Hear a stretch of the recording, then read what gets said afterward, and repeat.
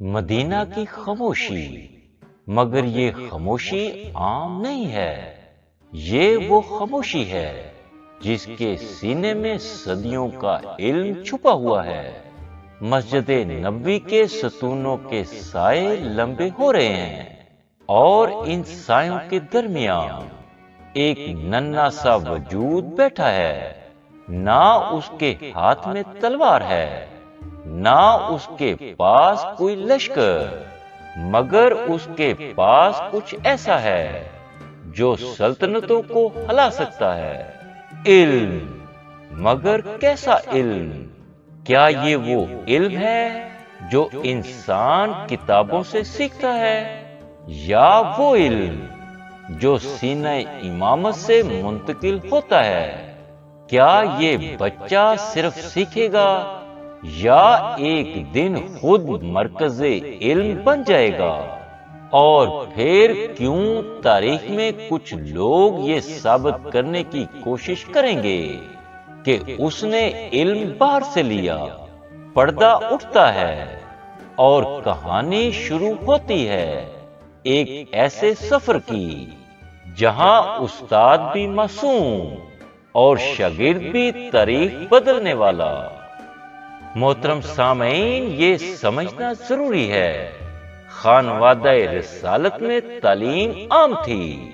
یہاں بچوں کو صرف لکھنا پڑھنا نہیں سکھایا جاتا تھا، بلکہ حق اور باطل میں فرق کرنا سکھایا جاتا تھا۔ یہاں علم صرف ذہن میں نہیں جاتا تھا، بلکہ روح میں اترتا تھا۔ اسی لیے جب ہم حضرت زید شہید کی تعلیم کی بات کرتے ہیں تو ہمیں یہ یاد رکھنا ہوگا، وہ ایک عام شاگرد نہیں تھے، وہ درسگاہ نبوت کے وارث تھے۔ محترم سامعین، علامہ مجلسی اپنی کتاب بہار الانوار میں ان کے اوصاف اور تربیت کے اثرات بیان کرتے ہوئے اشارہ دیتے ہیں کہ اہل بیت کی پرورش خود ایک مکمل نظام تھی، جس میں علم، عبادت اور اخلاق ایک ساتھ پروان چڑھتے تھے۔ حضرت زید شہید کی ابتدائی تعلیم امام زین العابدین علیہ السلام کی نگرانی میں ہوئی۔ وہ امام جو کربلا کے بعد صبر کا پہاڑ بن کر کھڑے رہے، اور اسی صبر کے ساتھ انہوں نے اپنے بیٹے کو تیار کیا۔ انہوں نے جناب زید کو صرف یہ نہیں سکھایا کہ قرآن کیسے پڑھنا ہے، بلکہ یہ سکھایا کہ قرآن کو جینا کیسے ہے۔ انہوں نے حدیث سکھائی، مگر ساتھ یہ بھی سکھایا کہ حدیث کو حالات پر کیسے اپلائی کرنا ہے۔ انہوں نے فقہ سکھائی، مگر ساتھ یہ بھی بتایا کہ عدل کے بغیر فقہ بے معنی ہے۔ یہ وہ بنیاد تھی جس نے جناب زید کو صرف عالم نہیں بلکہ حق کا نمائندہ بنایا۔ محترم سامعین، پھر وقت بدلا۔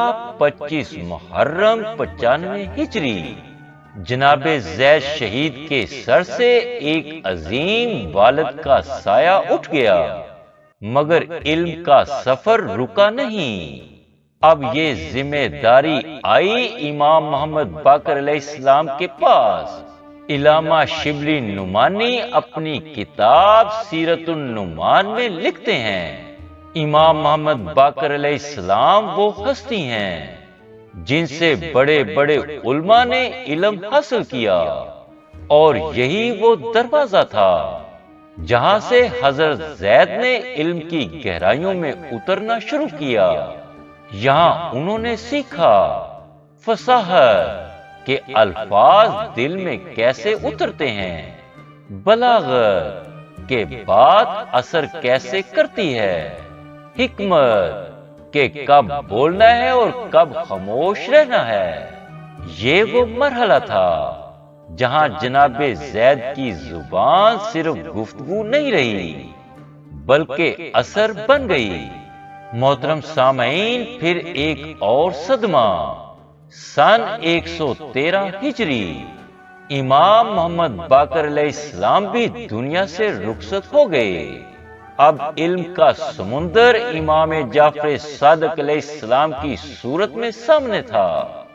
یہ وہ امام ہیں جن کے بارے میں تاریخ کہتی ہے علم ان کے در سے دنیا میں پھیلا۔ یہاں حضرت زید شہید نے صرف علم نہیں سیکھا بلکہ علم کے پیچھے کی حقیقت سمجھی۔ محترم سامعین، اب ذرا رک کر سوچیں، ایک انسان جو پلا بڑا امام زین العابدین علیہ السلام کے ساتھ، امام محمد باقر علیہ السلام کے ساتھ، امام جعفر صادق علیہ السلام کے ساتھ، تو کیا وہ علم حاصل کرنے کے لیے کسی اور کے پاس جائے گا یا دنیا اس کے پاس آئے گی؟ یہاں کہانی ایک حساس موڑ لیتی ہے۔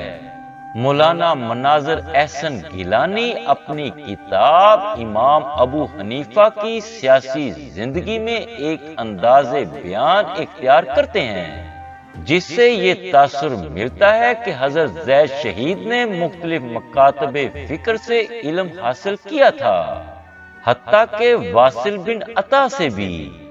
مگر یہاں ایک بنیادی سوال پیدا ہوتا ہے، اس دعوے کی سند کیا ہے؟ نہ کوئی واضح حوالہ، نہ کوئی مستند روایت، صرف ایک انداز جو بظاہر تعریف ہے مگر حقیقت میں شک پیدا کرتا ہے۔ محترم سامعین، اب اصل حقیقت دیکھتے ہیں۔ ابو الفرج اصفہانی اپنی کتاب مقاتل الطالبین میں روایت بیان کرتے ہیں، مدینہ میں جس سے بھی زید بن علی کے بارے میں پوچھا گیا تو جواب ملا وہ قرآن کے ساتھی ہیں۔ یہ جملہ چھوٹا ہے مگر اس کے اندر پوری شخصیت چھپی ہے۔ محترم سامعین، یہاں ایک اور دلچسپ پہلو آتا ہے۔ امام ابو حنیفہ کے بارے میں علامہ شبلی نعمانی اپنی کتاب سیرت النعمان میں لکھتے ہیں کہ امام ابو حنیفہ نے امام محمد باقر علیہ السلام اور امام جعفر صادق علیہ السلام سے علم حاصل کیا، اور متعدد روایات میں یہ بھی بیان ہوا ہے کہ انہوں نے زید بن علی سے بھی استفادہ کیا۔ یہاں تک کہ مولانا مودودی اپنی کتاب خلافت و ملوکیت میں لکھتے ہیں کہ زید بن علی اپنے وقت کے بڑے جلیل القدر عالم، فقیہ اور متقی تھے۔ محترم سامعین، جناب زید شہید کی اب ظاہری شخصیت بھی دیکھیں۔ عبد الرزاق موسوی اپنی تحقیق میں بیان کرتے ہیں، حضرت زید شہید بلند قد تھے، کشادہ سینہ، بڑی آنکھیں اور نورانی چہرہ، جبکہ ابو الفرج اصفہانی کتاب مقاتل الطالبین میں روایت نقل کرتے ہیں، جب بھی میں نے زید بن علی کو دیکھا ان کے چہرے پر نور دیکھا۔ مقتل خوارزمی میں سفیان نوری کہتے ہیں وہ مخلوق میں سب سے زیادہ کتاب خدا کو جاننے والے تھے۔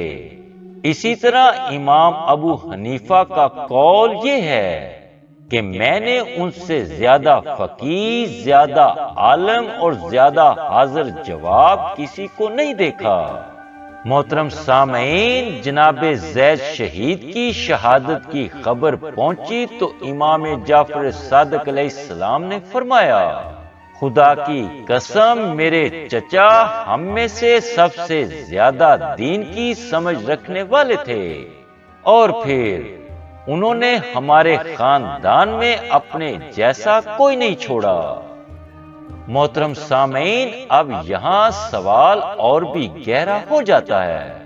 ایک ایسی شخصیت جو قرآن کا ساتھی تھا، جو 3 اماموں کا شاگرد تھا، جسے بڑے بڑے علماء عالم مانتے تھے، وہ تلوار لے کر کیوں اٹھا؟ کیا صرف علم کافی نہیں تھا یا ایک وقت آتا ہے جب خاموش رہنا گناہ بن جاتا ہے۔ اگلی قسط میں ہم دیکھیں گے وہ حالات، وہ ظلم، وہ لمحہ جب حضرت زید بن علی عالم سے قائد قیام بن گئے۔ ہمارے ساتھ جڑے رہیے۔ آج تک کے لیے بس اتنا ہی۔ انشاءاللہ ہم مزید معرفت و آگاہی کی ویڈیوز کے ساتھ دوبارہ حاضر ہوں گے۔ تب تک اپنا، اپنے دوستوں اور عزیزوں و اقارب کا خیال رکھیے گا۔ والسلام۔